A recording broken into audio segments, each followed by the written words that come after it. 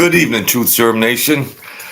Welcome back. I'm excited talking about Wes Huff and everything, as you're well aware of, that's transpired recently, and this new wave of excitement and Billy Carson getting exposed, and that's all gonna fade away. But what's the residue? What's the remnants of that? There seems to be a newfound excitement about Christianity and knowledge. And I see a guy like Wes Huff, and I came up in church school, read the Bible and things like that from speakers, many speakers that are giving you knowledge or preaching sermons. But there's something about this Wes Huff as a communicator, it just penetrates you more. I don't know what it is. The spirit of him, or is he ordained from God to share knowledge and wisdom and raise Christianity up? It's just it's nice. I'm the only guy on YouTube that will do a mob story in one day and then do something about Christianity at night. So you get a mafia story and a Christian story in one day. Vegas Pete, how's it going, bud? So I'm gonna play what Billy Wes Huff went to Egypt, and there's certain things where, well, you know what? Like I said before, Billy Carson used to go to these sites all over the place, but he didn't know, he couldn't even read the hieroglyphics. He would just make stuff up, I reckon. And he would go to the spots, whatever they were, historical sites all over the place, but he didn't have the background knowledge like Wes Huff. So if I was Wes Huff's manager, I would say, well, he's got his own job and everything, but maybe a side job is, Wes Huff, you go to these historical spots and give us the real juice on interpreting writings and all the knowledge you can share with us on these historical places, because then your knowledge with the sites being married, that's what we'd really like. That hasn't been done. That hasn't been done. I should be his manager. Forgive me, God. Oh, first and foremost, thank you, Jesus. Thank you. So that would be good, but I know Wes has a job and things like that. But he did go to Egypt in this video and was talking about certain things, and I'm going to show it in a minute. But yeah, and another thing I want to say about Wes is the time it takes from scriptures and writings and all that stuff, and we don't want that to be lost. All the time consuming of the people writing the books and trying to preserve them for thousands of years, and we don't want to lose that in time as time goes. So you got a guy like Wes Huff that is the defender of it. He's the defender of it. Keep it alive. As Christians, keep it alive. Keep it alive, and then interpret it, because we don't know. We don't know writings. We don't know those languages. We don't know those linguistics. We don't know. Billy Carson doesn't know. He goes to those places, but he can't interpret things like Wes does. So Wes could go to these spots and give us the real juice. And his YouTube channel would have 10 million subscribers. I know he likes to share knowledge, and he's really a not-for-profit guy, but I'm just saying, business is business. Business is business. Because right now he's planted the seeds, and his name just went from 0.1% recognizable to 95% recognition. So I mean, keep it going. Billy Carson's story and him exposing Billy Carson, that's gonna drift off into the sunset. But he can get a good foothold, and we're interested in his knowledge. And he's so humble and likable. And even when he did that video with, even when he was tearing Billy Carson apart, he was doing it with so much kindness and politeness. God forgive me if it was me, I'd have been like, you blah blah blah blah blah. You what get, you know, but I guess he demonstrates what Jesus would want us to do. And that's very applaudable. He represents Christianity of how like most Christians would want to be. I can't do that. I'm trying to get better. I don't go around hurting anybody, but you know, so there's something about him that uh everything, his voice, the decibel of his voice, the way he presents his facts, he's the real deal. Now, I've listened to a lot of professors and I've listened to a lot of teachers, academic teachers, biblical teachers. This guy is academic teacher and biblical teacher all in one. He has the politeness and humbleness and likability, and it's very very impressive. So let's see what he has to say about, can you trust the Bible? You know, the Gospels of Thomas were in there, and the Gospels of Thomas just left me confused for that kind of stuff. So here we go. With all the work that you've done in seminary, with your doctoral work in the area of theology and manuscripts, what got you interested in the Bible? I realized that I was engaging with a lot of people, with Muslims, with Mormons, with Jehovah's Witnesses, skeptics of all different stripes. All of them would resort to some sort of, well, that sounds great, Wes, but all you're relying on is the Bible. That's your foundation. And you can't trust that. All you have are translations of translations of translations. All you have are error-ridden copies. You don't even know if you have the right books. You're reading Matthew, Mark, Luke, and John, but have you ever heard of the Gospel of Thomas? And so I realized that that was a genuine critique if it was true. If that was true, I'm staking my entire life on the person of Jesus. And where do I find the information about Jesus? I find that in the Bible. And if I can't trust the Bible, I really have no reason to put my hope and trust in Jesus. Amen. You know, coming up as a Christian, I would wonder how they keep these records of the, you know, John, Paul, Matthew, Mark, how these stay preserved. Are they authentic? Are they true? Did they get altered? Things can happen throughout the ages.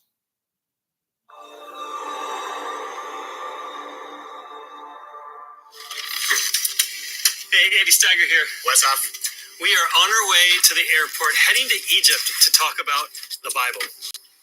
There's all the confusion about the Bible, what it is, where it came from, can we trust it?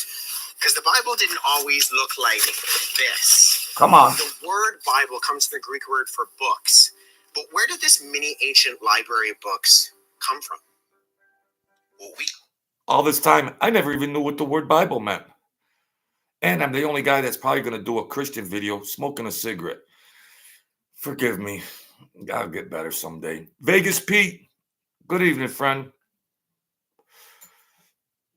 This is how I like to spend my Friday nights. Just a lonely old man. All right, let's get into this, folks. Called a Bible was put together over 1,600 years on 3 continents by close to 40 authors in 3 different languages. Some of its writers were kings, others teachers, shepherds, and fishermen. The early Christians inherited the Jewish scriptures, what we call the Old Testament, a collection composed of the same 39 books we have in the first portion of our Bibles. Contrary to what many believe or have heard, the New Testament books were not chosen or voted on, but instead were recognized as the writings closest to the community surrounding Jesus. What we actually have is a direct connection to the life and teaching of Jesus. Jesus' disciples mentored others, who we call the Apostolic Fathers, who then comment on what books did or didn't have a history, going back to the words and teachings of Jesus. Is that where they had the council in Constantinople where they're figuring out what the books were going to be in the Bible and all of that in that time era? Let's check this out. Forgive me, folks. So, Wes, why are we going to Egypt to talk about the Bible? I think a lot of people would assume that we'd be going to Israel. Yeah, if you're talking about the content of the Bible, where the events actually took place, then you're going to go to Israel. But if you're talking about the text of the Bible, the earliest copies of those that we have come from Egypt.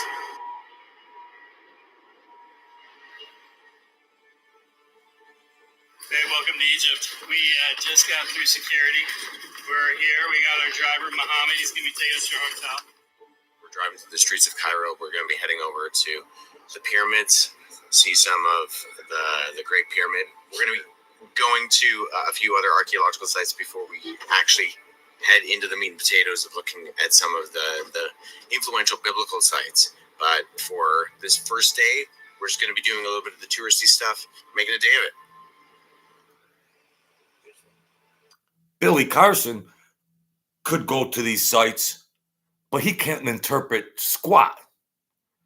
He couldn't read those hieroglyphs. He couldn't read. He was just melting it in, whatever he was doing. Yeah, Billy Carson traveled to a lot of historical sites, but he didn't have knowledge like this guy. Now, that's why I say, Wes Huff, visit these spots, give us the real juice on this, so we could be enlightened more about the history of Jesus and the compilation of the books of the Bible. And I'll listen to Wes first and foremost over anybody on planet Earth as far as this guy's knowledge is concerned. I'm not trying to undermine Catholic priests or with anything like that, but I want knowledge, straight knowledge. Billy Carson's forbidden knowledge has now become forbidden knowledge. Jeez. Welcome to Egypt. Be careful with the camels in Egypt. They're ferocious. It's just beautiful out here today. The sun's out. It's hot, a little bit sweaty. Having an incredible time here in Egypt. Egypt has thousands of years of history with one of the world's oldest civilizations, a past that has direct crossover with stories we read about in the Bible. From Joseph and Moses to Jesus himself spending time here as an infant. But it's not just pyramids and pharaohs' tombs that make archaeology in this country so significant. Egypt lays claim to another title. Because of its dry climate and the fact that the papyrus plant, used as writing material in the ancient world, grew almost exclusively here, Egypt ends up being where the vast majority of our earliest surviving biblical manuscripts come from. But other books were also found, ones that claimed to be Christian, but that the earliest church condemned. Egypt is a key location in exploring the story of this library of ancient books that we call the Bible. Given its fame, there's no surprise. With all the findings and everything, and then it came down who was in power to say what was accepted to become our today's Bible. Who had that power to say, we'll accept this, we'll reject that. We'll accept this, we'll reject that. The Bible has held its share of controversy. Occasionally, we hear confusing narratives surrounding its origins, accounts of scandal, suppression, and rewriting. Stories of lost books and wild conspiracies still make news headlines 2,000 years later. To be a lost gospel. Story about the lost gospel. I'm holding the lost gospel of Thomas. Do these new readings finally prove that Jesus and Mary Magdalene were married? These clickbait headlines leave many questions. Can I really trust the Bible? The Bible hasn't always looked like it does today. For hundreds of years, it existed as independent scrolls and writings. But how can we know that this mini ancient library we call the Bible contains the right books? What about the other books that talk about Jesus from the ancient world that are not included in our Bible? One of the best known and potentially earliest of the books that weren't included bears the name of one of Jesus' immediate followers. Lost in the sands of Egypt for 1,800 years, its opening line sets the stage. These are the secret sayings which the living Jesus spoke and which Didymus, Judas, Thomas wrote down.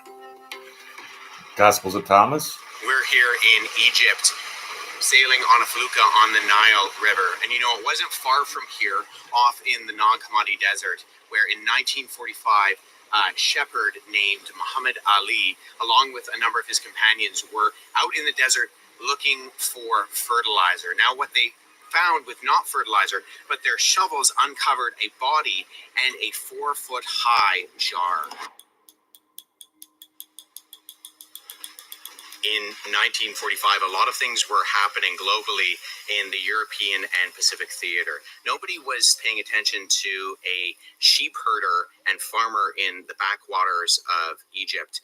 And yet, a shepherd and farmer named Muhammad Ali in Upper Egypt, in the approximate location we're at today in Nag Hammadi, along with a number of his friends looking for fertilizer in the desert, uncovered a large earthenware jar. That jar, chief among its contents, was the Gospel of Thomas. Only 11 years before that, a philosopher and scholar in Germany named Walter Bauer published a famous monograph known as Heresy and Orthodoxy in Earliest Christianity.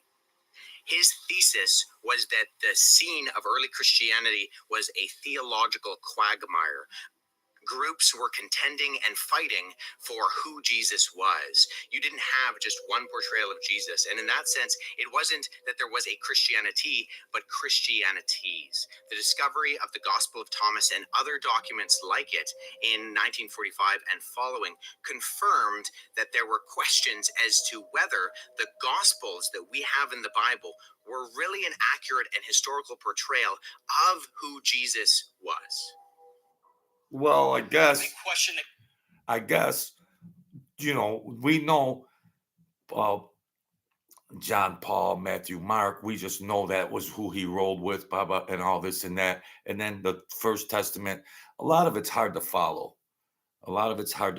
But we get the main gist of it.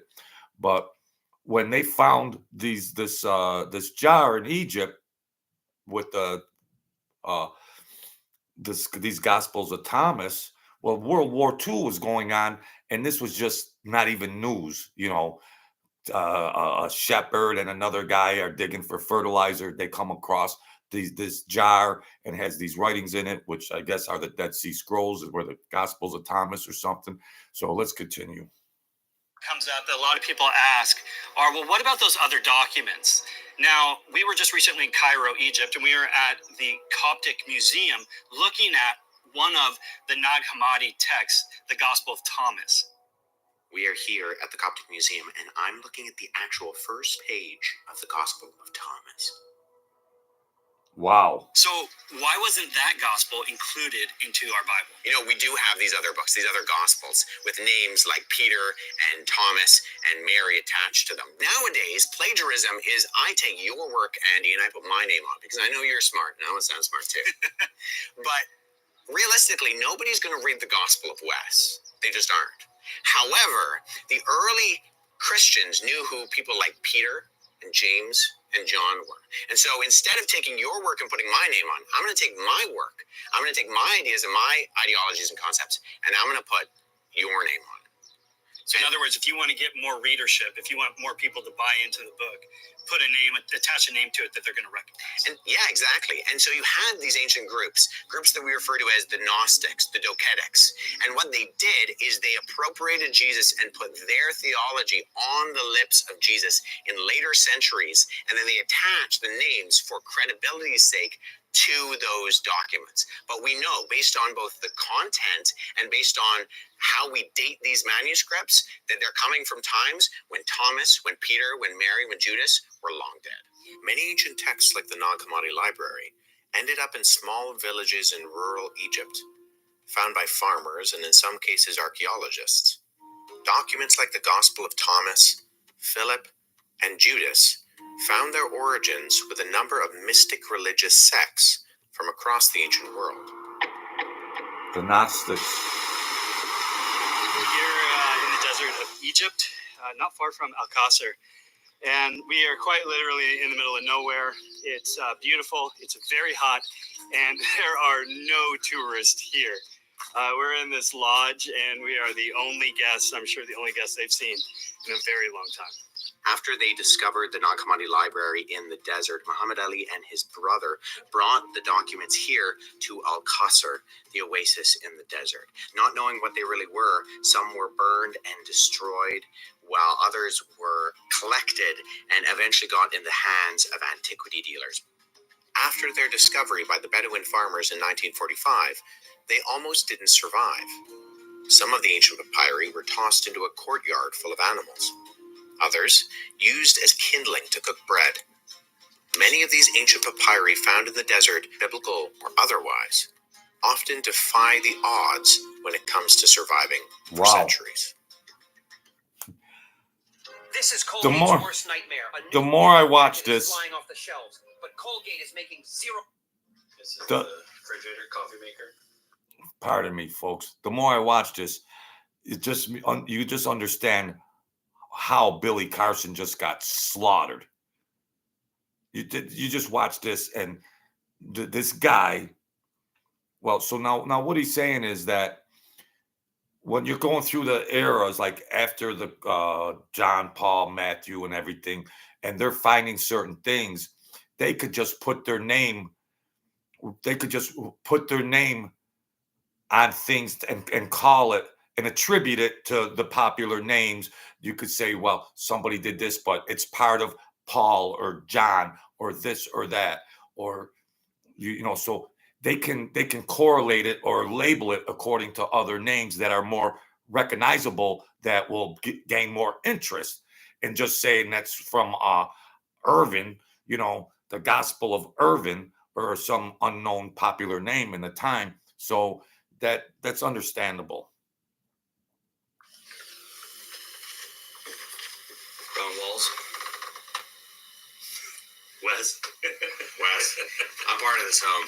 We're here filming in Egypt, and a big mistake that we made is we came in summer, and the heat here is shocking. It's just oppressive. And then on top of that, if it couldn't get any worse, we're in the midst of a sandstorm. So I'm gonna take you outside in a sandstorm, and I'll do my best to describe to you what a 45-degree sandstorm feels like. So the first thing that you need to appreciate is that there's sand in my teeth immediately. The full sun is coming down, which is baking you. And then the wind's blowing, which is drying out your skin. And the heat feels like an oven. So it feels like you're in a hot sand wind oven. And we've asked the people, we said, like, imagining that this is bad, and they're like, "No, this is normal." They told us it's worse in October. Apparently, our guide has encountered 50-degree weather. That's 122 Fahrenheit. I don't want to have anything to do with that. I'm telling you that right now. Wes, when people ask me about these Gnostic Gospels, like the Gospel of Thomas or others, one of the things I've often said to people when they ask me about why they weren't included in the Bible is I'll ask them, have you read these? Yeah, sometimes I simply say, well, you go read them and you tell me why they're not in the Bible. You think of a gospel, what do you think of? I'm thinking of Jesus. I'm thinking of his life, his death, his resurrection, that sort of thing. Yeah, you're thinking of a narrative. What's interesting about the Gospel of Thomas is it's not what we typically think of when we think of a gospel. When we read the Gospel of Thomas, it's simply a list of 114 sayings, of questions being asked to Jesus and him answering his disciples. It's not what we think of when we think of the birth, the life, the teaching, the death, and the resurrection of Jesus. It's a list of 114 sayings that are at times confusing, are at times very ambiguous. And when you read it, you find that there's some content that really sounds strange, especially to our modern Christian ears. Yeah. These are the secret sayings which the living Jesus spoke, and which Didymus, Judas, Thomas wrote down. And he said, "Whoever finds the interpretation of these sayings will not experience death." Simon Peter said to him, "Let Mary leave us, for women are not worthy of life." Jesus said, "I myself shall lead her in order to make her male, so that she too may become a living spirit resembling you males. For every woman who will make herself male will enter the kingdom What? of heaven." What's that? With these Nag Hammadi texts, then, and you've got these different Gnostic Gospels, for example, one of the things I find interesting is that we're here in Egypt, and it's actually Egyptian names that you find in the text. Explain that, like what's going on, and how does that actually help us date those texts? Yeah, when we're reading, say, the Gospel of John, we're getting names, or the Gospels or Acts, we're getting names and we're getting places that are in the geographical areas and are most frequent in first century Roman occupied Palestine. For example, you're getting Jewish names in the book of John or in the early Gospels. These are names that would date to that time frame in that area. Yeah, not just names that were Jewish and that were being used in that time, but names that were popular within those particular decades that they're writing. A series of scholarly studies has shown that, though Jews were located in many places across the Roman Empire, people's names often tended to be geographically located. By observing literary and archaeological artifacts, a list of common names can be clearly identified. By narrowing down the most popular names in places that Jesus lived, traveled, and ministered, and by comparing these to the list from the studies, an interesting correlation can be seen. Just as we see today with popular names, a qualifier or nickname is often used. For example, notice that when Matthew lists the disciples in his gospel, certain names have a qualifier or nickname and others do not. Simon called Peter, and Andrew his brother, and James the son of Zebedee, and John his brother, Philip and Bartholomew, Thomas and Matthew the tax collector, James the son of Alphaeus, and Thaddeus, Simon the Zealot, and Judas Iscariot, who also betrayed him. As we would expect, the most popular names are those that have an added description. When we compare the most popular names in Judea and Galilee during the first century with names we see listed in key places in the biblical Gospels, we find that all the names with qualifiers match with what we'd assume if they were actually written in the time and place they claim to be narrating. They match. In contrast, the Gospel of Judas only has two names that would fit, Jesus and Judas, but contains a host of other characters whose names match not with first century Judea or Galilee, like the biblical Gospels, but with names that were popular in Egypt during the 2nd and 3rd centuries. So those would be more suspect because those names weren't prominent everyday names during that times. They were going back to 2nd, 3rd century Egypt or whatever. So that would be suspect. The only two names were Jesus and Judah. All the other names were from different time period. How difficult it would be for someone living outside of the locations and times that these events took place to get the right names with the right qualifiers. We have 4 biblical Gospels with 4 different authors, and yet each gets this test of naming frequency and attribution right every time. A test and standard that the non-biblical Gospels simply do not pass. You know, we might think that that's easy to try to come up with, but if I told you, Andy, that I wanted you to forge, don't do this, it's morally ambiguous, but forge a document, say from 17th century France. I mean, you know some French names. Jean-Claude. Not a lot. Okay. Jean-Claude, Francois. Jacques Cousteau. Right. What are the chances, though? You forged that document on my behalf, and you got the exact names that were right in that century in France, or even in like a city like Paris. I want you to forge this document from 17th century Paris. Well, that's actually a lot harder than you might think, because names change in popularity from decade to decade, even year to year. And the interesting thing is, when we look at the Gospels and Acts, we find that the popularity of those names in those geographical areas, in those centuries and decades, corresponds exactly to what we should be seeing if that is exactly when it was written. Good Given point. the evidence for the books that did end up in our Bible, and specifically the Gospels, we can have confidence that those books are the ones that should be included. In comparison to books like the non-commodity Gospel of Thomas, that really don't have any credibility to accurately portray the historical Jesus and hold on to true legitimacy as being included within the scriptural canon, our Bible stands true as a collection of books that should in fact be there. But granting that we have the right books, we also have to admit that we're standing 2,000 years after even the most recent of them was written. How do we know that even if those Gospels are supposed to be in our Bible, that we actually have the words that the authors of those Gospels wrote? What confidence do we have that the words contained in the Bible, and specifically the New Testament, haven't been tampered with, changed, and adapted over the last 2,000 years?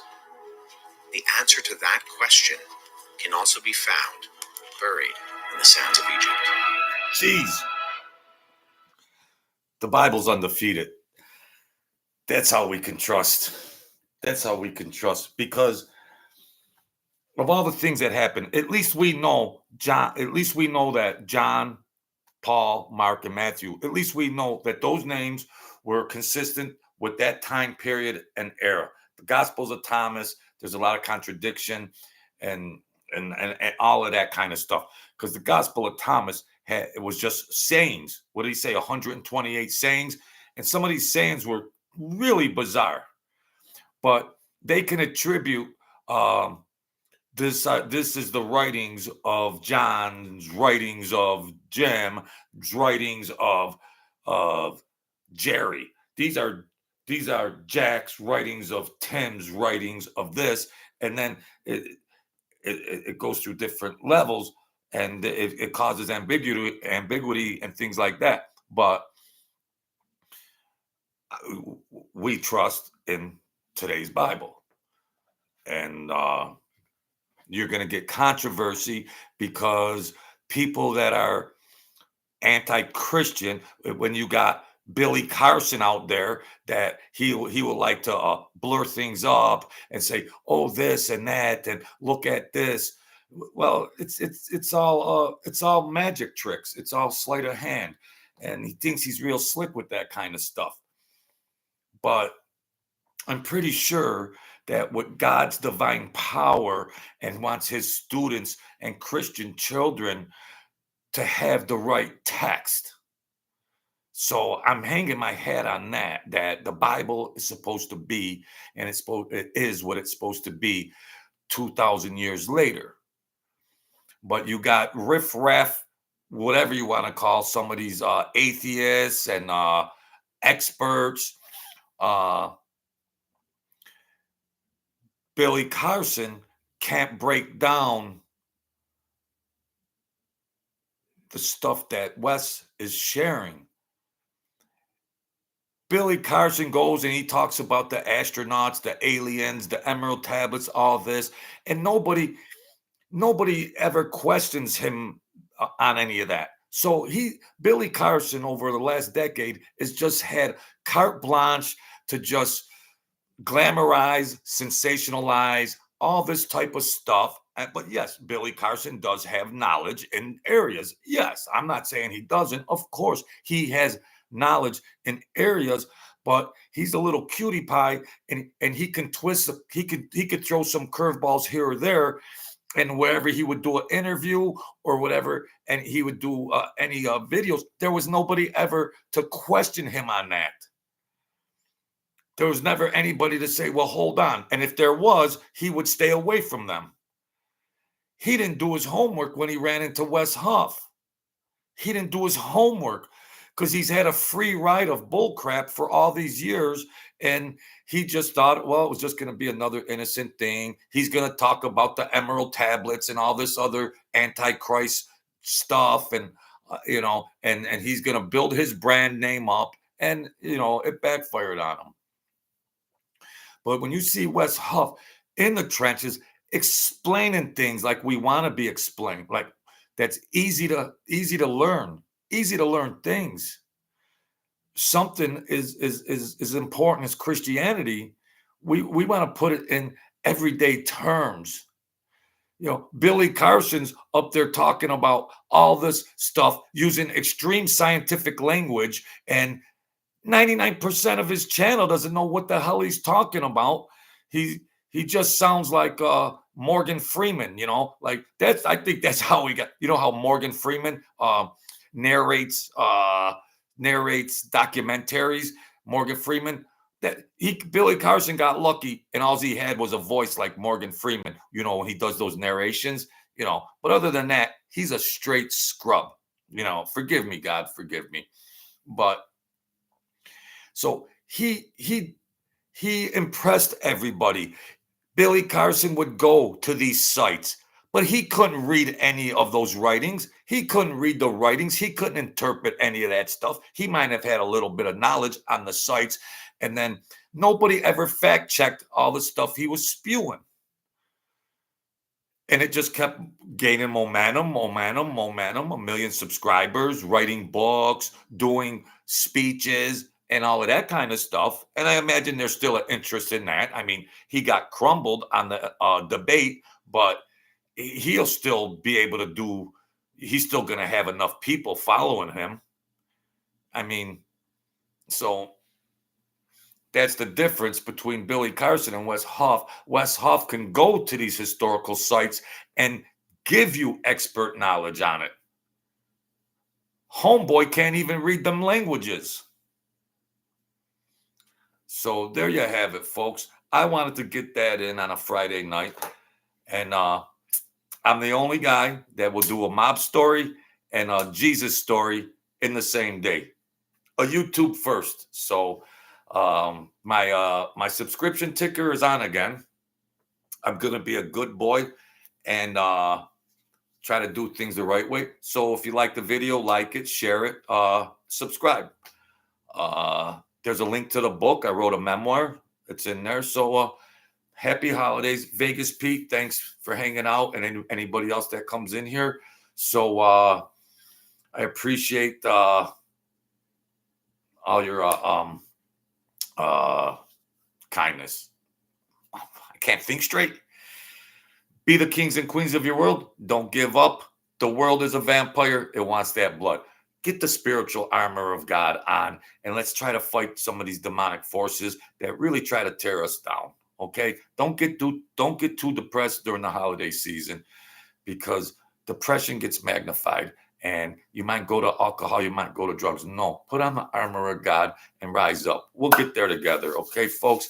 Thank you. Have a good evening. I'll talk to you very, very soon, of course. So, thanks.